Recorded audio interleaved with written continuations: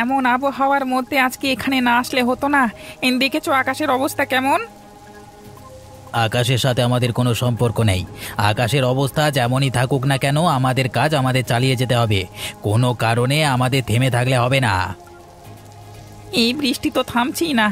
এত বৃষ্টি পড়লে মাটি খোঁড়বার কাজ করা যায় নাকি? তুই মনে হচ্ছে আজকে নতুন আমার সাথে কাজ করছিস, তেমনভাবেই তো কথা বলছিস দেখছি। আরে না না, আমি তোমার সঙ্গে নতুন কাজ করছি তা তো বলছি না। তবে আবহাওয়াটা আজকে তেমন একটা ভালো নয়, সেটার কথাই বলছি। আবহাওয়ার কথা তোকে চিন্তা করতে হবে না। তুই মাটি খোঁড়বার কাজটা কর, হাত চালিয়ে কর। দিন দিন দেখছি তোর কাজের দক্ষতা কমে যাচ্ছে। শুনেছি প্রতিনিয়ত কাজ করলে মানুষের কাজের দক্ষতা বাড়ে, কিন্তু তোর কমে যাচ্ছে কেন সেটাই তো বুঝতে পারছি না। আরে আরে, আমার কাজের দক্ষতা কমে যায়নি। কাজের দক্ষতা কমে না গেলেও তোর মন মানসিকতা কমে গেছে কাজের ক্ষেত্রে। দেখছি আগের মতো তোর মন মানসিকতা নেই। আরে তেমন কিছুই না, তুমি যে কি বলো না। এমনিতে বৃষ্টির জন্য একটু হ্যাঁ, মানে নাক নাড়ছিলাম আর কি। আর নাক নাড়তে হবে না, তাড়াতাড়ি হাত চালা। এই তো কাজটা প্রায় শেষ হয়ে এলো। চলো চলো, এখন ঘরের ভেতর ঢোকা যাক। চল ভেতরে ঢোকা যাক, তবে আস্তে আস্তে সাবধানে যেতে হবে, ঠিক আছে?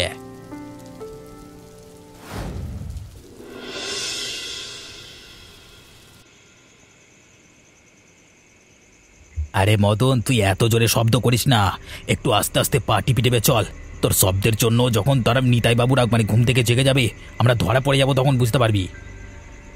দাদা, আমি কি আজকে নতুন তোমার সাথে কাজ করছি নাকি? কোনোদিন কি ধরা পড়েছো তুমি আমার জন্য? আরে নতুন কাজ করছিস না। আর হ্যাঁ, কোনোদিন তোর জন্য ধরাও পড়িনি, তবে তবে কি আবার দাদা, কোনোদিন যেহেতু কিছু হয়নি আমার জন্য, আজকেও হবে না, তুমি নিশ্চিন্তে থাকো। সব সময় তো নিশ্চিন্তে থাকি, কিন্তু আজ প্রথম থেকেই দেখলাম তোর কাজের কেমন একটা অনীহা। তাই জন্যই তোকে নিয়ে আজকে আমার ভয় করছে। আমাকে নিয়ে তোমার এত ভয় পাবার কোনো কিছু নেই। কি কি জিনিসপত্র নেবো এখান থেকে সেগুলো তুমি বলো, আমি ঝুলিতে ভরে নিচ্ছি। কি কি জিনিসপত্র নিবি তাও কি আজকে আমাকে বলে দিতে হবে নাকি? আরে অনেক সময় তো চুরি করতে গিয়ে কিছু ভালো জিনিস না পেলে হাঁড়ি পাতিল যা আছে তাও আমরা নিয়ে যাই। আজকে কি তাই করবো নাকি সেটা জিজ্ঞেস করলাম। আরে না না, এখানে হাঁড়ি পাতি নেওয়ার কোনো দরকার নেই। তার বাসায় যে সমস্ত টাকা পয়সা সোনা গহনা সেগুলো নিলেই আমাদের চলে যাবে। তুই যত পারিস সোনা গহনা এগুলো পুঁটলির মতো ভরে নে, তাড়াতাড়ি কর।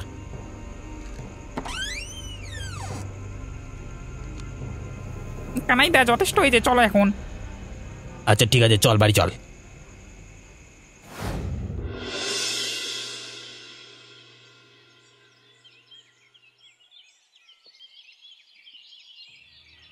ও গিন্নি, তুমি এখনো ঘুমিয়ে আছো? ওগো একবার উঠে দেখো, আমাদের যে সর্বনাশ হয়ে গেছে। কি হলো? সকাল সকাল এত চেঁচামেচি করছো কেন?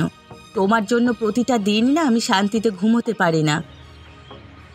শান্তিতে আর ঘুমাতে হবে না, উঠে একবার চোখ মেলে দেখো কি হয়েছে। কি হয়েছে? ঘরের জিনিসপত্র এভাবে ছড়িয়ে ছিটিয়ে আছে কেন? কি হয়েছে সেটা তুমি এখনো বুঝতে পারছো না গো? আমাদের ঘরে চুরি হয়ে গেছে, সব কিছু আমাদের নিয়ে গেছে। আমাদের বড় ক্ষতি হয়ে গেছে, সর্বনাশ। হায় উপরওয়ালা, কে আমাদের এত বড় ক্ষতি করলো? কত কষ্ট করে টাকা জিনিসগুলো গড়িয়েছিলাম আমরা, চোর এসে সবগুলো এমনভাবে চুরি করে নিয়ে গেল। সেটাই তো বুঝতে পারছি না, কে এমনটা করতে পারে। কানাই আর মদন করেনি তো? ওরা গ্রামের চোর তা সবাই জানে, কিন্তু কোনো উপযুক্ত প্রমাণ ছাড়া ওদেরকে তো আর ধরা যাবে না। আমাদেরই দোষ, আমরা না খেয়ে সবসময় ঘুমিয়ে থাকি, কোনো কিছুই টের পাই না। এমনকি আজ ঘরে ঢুকে মাটি খুঁড়ে চুরি করে নিয়ে গেল, সেটাও টের পেলাম না। তোমার দোষ দিইনি গিন্নি, চোর কখন কিভাবে চুরি করবে সেটা তো তুমি আমি কেউই জানি না। তুমি নিজেকে দোষারোপ করো না। আমি নিজেকে কোনোভাবেই ক্ষমা করতে পারছি না। উপরওয়ালা কেন আমাদের সাথে এমনটা করলেন? থাক গিন্নি, তুমি এভাবে ভেঙে পড়ো না, আমি আছি তোমার কাছে, মানে মানে সাথে।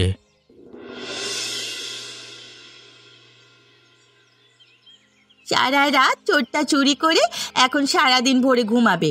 আর কোনো কাজই করার নেই ওর। প্রত্যেক দিন সকাল সকাল তোমার এত চেঁচামেচি আমার একদম ভাল লাগে না। আরে পাগল, এখন সকাল নাকি দুপুর হয়ে গেছে, সেটা কি তোমার খেয়াল আছে? দুপুর হলেও সেটা আমার কাছে সকাল। আমি তো ঘুমিয়েছি একটু আগে, নাকি? হ্যাঁ অবশ্যই, তা তুমি ঠিকই বলেছ। সারা রাত ধরে চুরি করতে করতে ঘুমোতে তো আর পারোনি, সকালে এসেই তো ঘুমানোর সুযোগ হয় তোমার। সারা দিনভর তো ঘুম থাকবেই। সারা দিনভর তুমি এমন মাত্রা খেও না তো, আমার বাসায় দুদণ্ড শান্তিতে থাকতে পারি না তোমার জন্য। তোমাকে কত করে বলেছি এমন চুরি ডাকাতি এগুলো তুমি ছেড়ে দাও, ভালো মানুষ হওয়ার চেষ্টা করো। কিন্তু দিন দিন দেখছি তোমার চুরি ডাকাতির মাত্রা আরো বেড়েই যাচ্ছে। কোনো ক্রমেই তুমি আমার কথা শুনছো না। আমি চুরি না করলে তুমি খাবে কি? এত দিনে তো না খেয়ে শুটকি হয়ে যেতে। আমি চুরি করে না আনলে পেটে খাবার জুটতো না। সবাইকে চুরি করে সংসার চালায়, সৎ পথে তারা আয় রোজগার করে। তুমি কি তেমনটা পারো না? না না, আমি তেমনটা পারি না। ঠিক মতো ঘুমাতে পারছি না, কানের কাছে ঘ্যান ঘ্যান শুরু করে দিয়েছে। এই বাড়িতে কোনো শান্তি না। আমি চললাম, তুমি থাকো তো, ভালো লাগে না কলা। যাও যাও, তোমার সঙ্গীকে নিয়ে বাজারে বসে নতুন চুরির ফোন দিয়ে আটো গিয়ে। ভালো কাজ তো আর তোমাদের দ্বারা সম্ভব না। কি হলো কানাইদা, আজকে তো দেখছি তুমি আমার আগে এসে হাজির হয়েছ। এখানে প্রতিদিন তো আমি তোমার আগে এসে বসে থাকি, তোমার জন্য অপেক্ষা করি। আরে বাসায় আর থাকা যাচ্ছে না। প্রতিদিন গিন্নির কানের কাছে ঘ্যান ঘ্যানানি আর ভালো লাগছে না। কি হয়েছে? তোমার গিন্নি আবার কানের কাছে ঘ্যান ঘ্যানানি শুরু করেছে কেন? আবার কি হবে, সেই পুরনো কাহিনী। আরে নীতির গান শোনাচ্ছে আমাকে, ভালো হয়ে যাও, সৎ পথে আয় রোজগার করে, সব ছেড়ে দাও। এগুলো কি আমার শুনতে ভালো লাগে বল? একই সমস্যা বুঝলে, আমার বাসায় গিন্নি এমনটা বলে। কি করব সেটাই তো বুঝতে পারছি না। কি করবি আবার? এইসব গিন্নির ঘ্যান ঘ্যানানি কানে নেওয়া যাবে না, তাহলে বড় কিছু করা যাবে না, বুঝলি? সব সময় গিন্নিদের ঘ্যান ঘ্যানানি এক কান থেকে শুনে অন্য কান দিয়ে বের করে দিবি। তেমনটাই তো করতে চাই, কিন্তু সংসারে যে অশান্তি লেগেই আছে, দুদণ্ড সংসারের শান্তিতে থাকতে পারি না। আরে বড় একটা দাও মেরে নিলে এই গ্রাম ছেড়ে আমরা শহরে চলে যাব। তখন আর চুরি ডাকাতি করবো না, ব্যবসা বাণিজ্য করব, গিন্নিরা তখন কিছু বলতে পারবে না। এটা তুমি ঠিক কথাই বলেছো কানাইদা, তা এখন কি করা যায় সেটা কি ভেবেছো? আরে একটু আস্তে কথা বল না, তোর জন্য সব যে আমার কিল্লা ফতে হয়ে যাবে কে জানে কখন। আচ্ছা আচ্ছা ঠিক আছে দাদা, তা কি করবে একটু বলো তো, নতুন বুদ্ধি কিছু আছে? ভাবছি অসহায় বুড়ির বাড়িতে চুরি করব, সেখানে কেউ আমাদের আটকাবে না, ধরা পড়বার ভয়ও নেই। ঠিক সময় চলে আসিস। আচ্ছা ঠিক আছে, আমি ঠিক সময় চলে আসবো।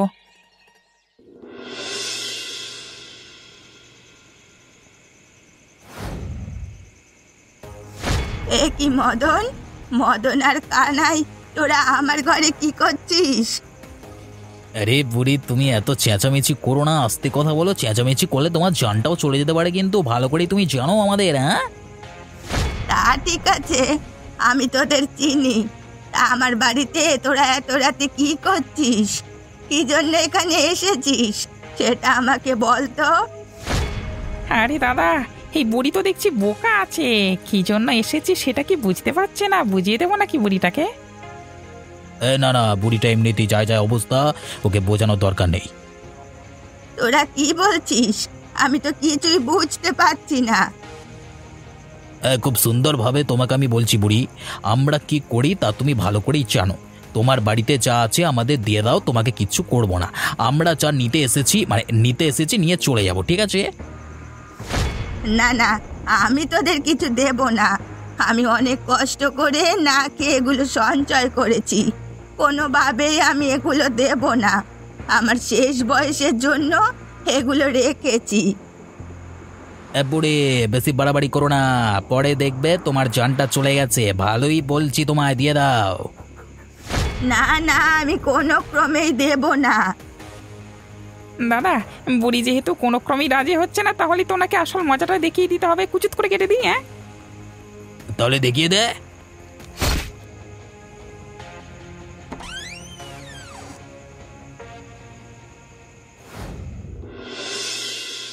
দেখুন বাবু, আমার এ কি হাল হয়েছে। ওরা আমাকে মেরে কেমন করেছে, দেখুন আপনারা সবাই। কি গো বুড়ি, তোমার এই হাল হয়েছে কিভাবে? কারা তোমার এমনটা করেছে? গ্রামের দুই চোর, কানাই আর মদন, গতকাল রাতে আমার বাড়িতে চুরি করেছে। কি বলছো? কানাই এবং মদন? হ্যাঁ, কি বলছো কি? গ্রামে ওরা এসব শুরু করে দিয়েছে? হ্যাঁ বাবু, ওরা আমার সাথে এমনটা করেছে। আমার মূল্যবান জিনিসপত্রগুলো চুরি করতে গেলে আমি বাধা দিলে ওরা আমাকে মেরেছে, মেরে সব কিছু ছিনিয়ে নিয়ে গেছে বাবু। ওদের এত করে বলবার পর, এত বড় শাস্তি দেওয়ার পরও ওদের কোনো পরিবর্তন আসেনি, তাহলে ওরা আবার এমনটা শুরু করেছে? আমার তো বিশ্বাস করতে কষ্ট হচ্ছে। এই বুড়ি যা বলছে তা একদম সত্যি বলছে। গত দুদিন আগে আমার বাড়িতেও চুরি হয়েছে। কারা করেছে আমার কাছে কোনো উপযুক্ত প্রমাণ ছিল না, তাই আমি কিছু বলিনি। কিন্তু বুড়ির কাছে উপযুক্ত প্রমাণ আছে। তিনি নিজ চোখে দেখেছেন এবং তাকে যে আহত করা হয়েছে সেটা আমরা দেখছি। আমার উপর অনেক অত্যাচার হয়েছে বাবু। আমি বুড়ো মানুষ, আপনারা এর একটা বিহিত করুন। অবশ্যই একটা বিহিত করতেই হবে এর। এভাবে তো আর চলতে দেওয়া যায় না। তুমি কোনো চিন্তা করো না, তুমি বাড়িতে যাও, আমরা দেখি কি করা যায় ব্যাপারটার। আচ্ছা ঠিক আছে, আমি তাহলে বাড়িতে যাই। হ্যাঁ বুড়ি, তুমি বাড়িতে যাও। আর তোমরা সবাই যারা আছো এ বাজারে, সবাই একটু চোখে চোখে রাখবে কানাই এবং মদনকে, ঠিক আছে? বাজারে কি সব কথা হচ্ছে শুনতে পেয়েছো কানাইদা? আরে সবটাই আমার কানে এসেছে। আমাদের বুড়িকে মারা উচিত হয়নি, আর ওভাবে সামনাসামনি চুরি করাটা উচিত হয়নি। এটাই তো আমাদের বড় ভুল। বুড়িকে হালকা না মেরে পুরো মেরে ফেললে এখন আর কোনো বিচার দিতে আসতে পারতো না কেউ। এ কি বলছো তুমি? একদম মেরে ফেলতাম। সেটা করলেই ভালো হতো। এখন দেখছিস না এই বুড়ির জন্য আমরা ঝামেলায় পড়তে গেছি। সেটা বাদ দাও, যেটা হয়েছে সেটা হয়েছে। এখন আমরা সামনে কি করতে পারি সেটা তুমি বলো। ভাবছি এই গ্রাম ছেড়ে কিছুদিনের জন্য পালিয়ে যেতে হবে। তাহলে চলো আমরা পালিয়ে যাই। মদন, তুই কি পাগল হয়ে গেছিস নাকি? দিন দিন তোর বুদ্ধির মানে লোপ পাচ্ছে এখনটা। আমি আবার কি করলাম কানাইদা? এখন দিনে আমরা পালিয়ে যাব নাকি? দিনে পালিয়ে গেলে সবাই আমাদেরকে ধরে ফেলবে না? এই জন্যই আমাদের দিনে না রাতে পালিয়ে যেতে হবে। তা তুমি ঠিকই বলেছ। আমার বুদ্ধি মনে হয় দিন দিন লোপ পাচ্ছে, বা বিপদে পড়ে, মানে বিপদের সম্মুখীন হলে আমার বুদ্ধি ঠিক মতো কাজ করে না। তুমি আছো বলেই আমি বারবার বেঁচে যাই। সবসময় আমার সাথে থাকবি এবং আমি যেটা বলি সেটা করবি, দেখবি কোনো বিপদ তোকে ছুঁতেও পারবে না।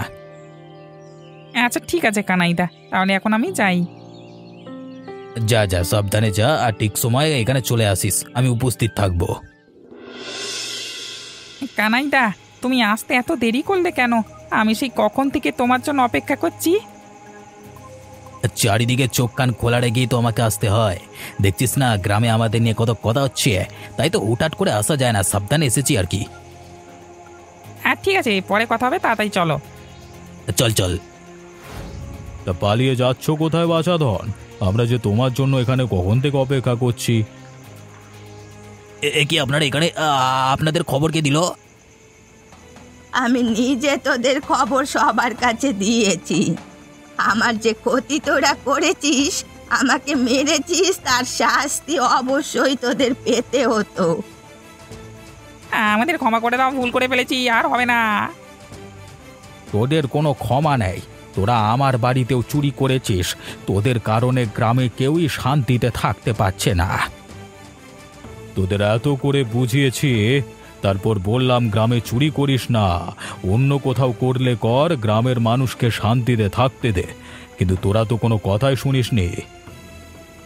শেষবারের মতো আমাদের ক্ষমা করে দেন, আমরা আর কখনো এমন ভুল করব না। তোদের অসংখ্যবার ক্ষমা করা হয়েছে, এখন আর কোনো ক্ষমা নেই। সবাই মিলে ওদের মারো, মেরে ওদের পুলিশে দিয়ে দাও। এগো গিন্নি, কোথায় তুমি? দেখো আমি এসেছি।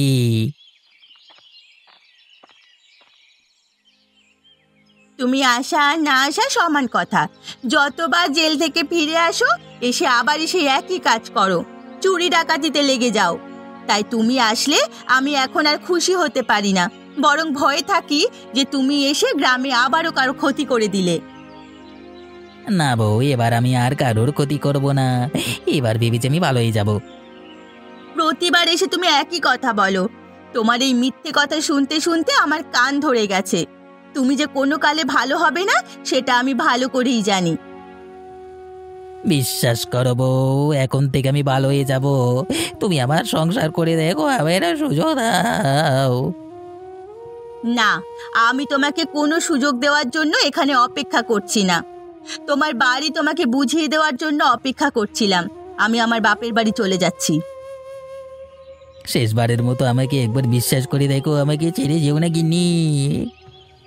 ঠিক আছে, আমি চলে যাচ্ছি ঠিক, কিন্তু আমি তোমার সব সময়ের খবর রাখবো। যদি শুনি তুমি সত্যি সত্যি ভালো হয়ে গেছো, তাহলে আমি ফিরে আসবো। তোমাকে এই একটি সুযোগ আমি দিয়ে গেলাম। অবশ্যই তুমি দেখবে আমি ভালো হয়ে গেছি। এখন তুমি যাও, এসে দেখবে আমি পুরোপুরি পাল্টে গেছি। উল্টে দেখুন পাল্টে গেছে মতো। আমিও সেটাই দেখতে চাই। তাহলে আমি গেলাম, তবে সৎ পথে রোজগার করে খেও। ওই দেখেন, এদিকে কানাই আসছে। ও আবার জেল থেকে কবে ছাড়া পেল? তা তো আমি নিজেও জানি না কবে শয়তানটা বা জেল থেকে ছাড়া পেয়েছে। তা দেখছি এদিকেই আসছে। অপেক্ষা করুন, দেখুন কি বলে এসে। তা তুমি কবে ছাড়া পেলে জেল থেকে, আর এখানে এসেছো কেন? গতকালই জেল থেকে ছাড়া পেয়েছি। এখানে এসেছি একটি কাজের সন্ধানে। আমি আর চুরি ডাকাতি করতে চাইছি না, ভালো হয়ে যেতে চাইছি। আপনারা আমাকে একটি কাজ দিন, আমি কাজ করে খেতে চাই। আমার কাছে বর্তমানে তো এখন কোনো কাজ নেই। তুমি আমার সাথে পরে দেখা করো, কাজ হলে আমি তোমাকে বলবো। নিতাই বাবু, তাহলে আপনি আমাকে একটা কাজ দিন না। না রে কানাই, আমার কাছে কোনো কাজ নেই বর্তমানে, তুই অন্য কোথাও খোঁজ বাপ। আচ্ছা ঠিক আছে বাবু, আমি অন্য কোথাও চেষ্টা করে দেখছি কাজ পাই না।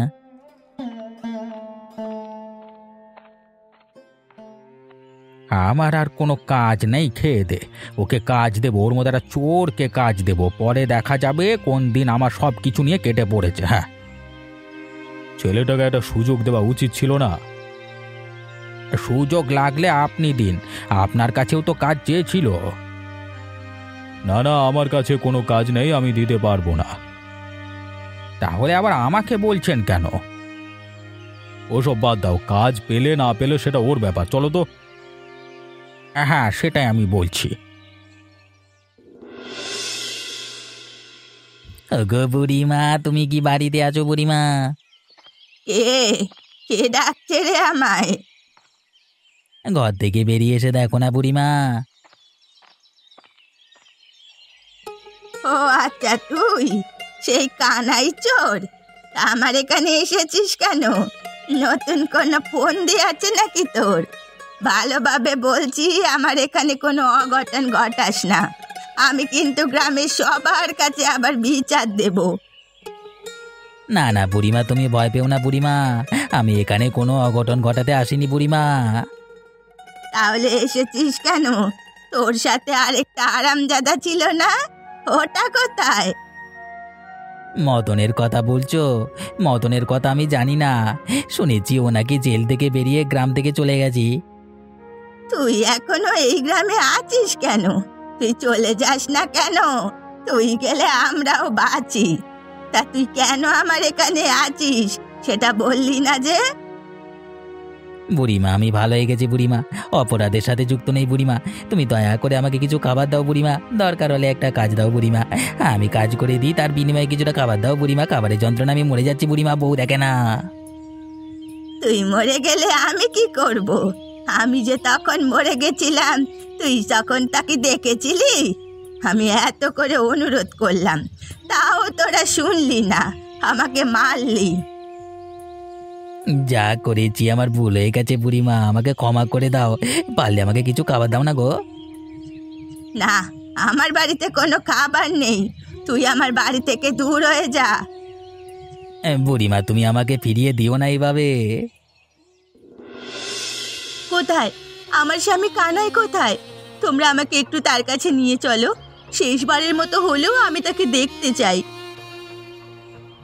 আপনারা মানুষ নাকি জানোয়ার? এই লোকটা চুরি ডাকাতি করত, তাও আপনাদের কাউকে খুন করেনি। একটা লোক ভালো হতে চাওয়ার পরেও আপনারা তাকে নির্মমভাবে হত্যা করেছেন। ছি ছি ছি! আমরা আসলে বুঝতেই পারিনি যে সত্যি সত্যি কানাই ভালো হতে চেয়েছিল। বুঝলে হয়তো আমরা এমনটা হতে দিতাম না। সব দোষ আমার। লোকটা এত করে বলেছিল সে ভালো হয়ে যাবে, সে আর কোনোদিন এমনটা করবে না। আমি তার কোনো কথা গায়ে লাগাইনি। শেষ পর্যন্ত মানুষটা আমাকে ছেড়ে চলেই গেল। না না, সব দোষ আমার। ছেলেটা কত করে আমাকে বলেছিল কিছু খাবার দিতে ওকে, আমি ওকে কোনো খাবার দেইনি। ছেলেটা নিশ্চয়ই অনেক কষ্টে মারা গিয়েছে। সব দোষ আমার। আমি কেন ওকে খাবার দিলাম না? আমি যে নিজেকে কোনোদিনও ক্ষমা করতে পারবো না। কার দোষ দেব কিছুই বুঝতে পারছি না। আমি তো মনে করছি আমার নিজের দোষ। আমার কাছে কাজ চাইতে এসেছিল, আমি ওকে বিশ্বাস করতে পারিনি। ভেবেছি ও মিথ্যে বলেছে, কাজ দিলে আগের মতো শুরু করবে। কারোর দোষী নয়। ও গ্রামে যেসব কাজ করেছে তাতে কেউই ওকে বিশ্বাস করতে পারবে না। ও যে ভালো হবে সেটা আমরা কেউই বুঝতে পারিনি। শেষমেশ ঠিকই ও ভালো হয়ে গেল, কিন্তু আমরা ওর কদরটা বুঝতে পারলাম না।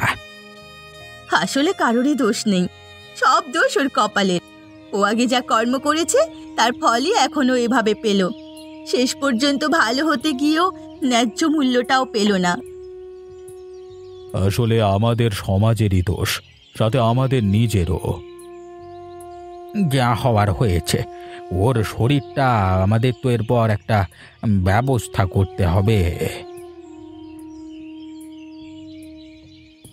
এমনই মজার মজার গল্প দেখতে আমাদের চ্যানেলটিকে সাবস্ক্রাইব করতে ভুলবেন না।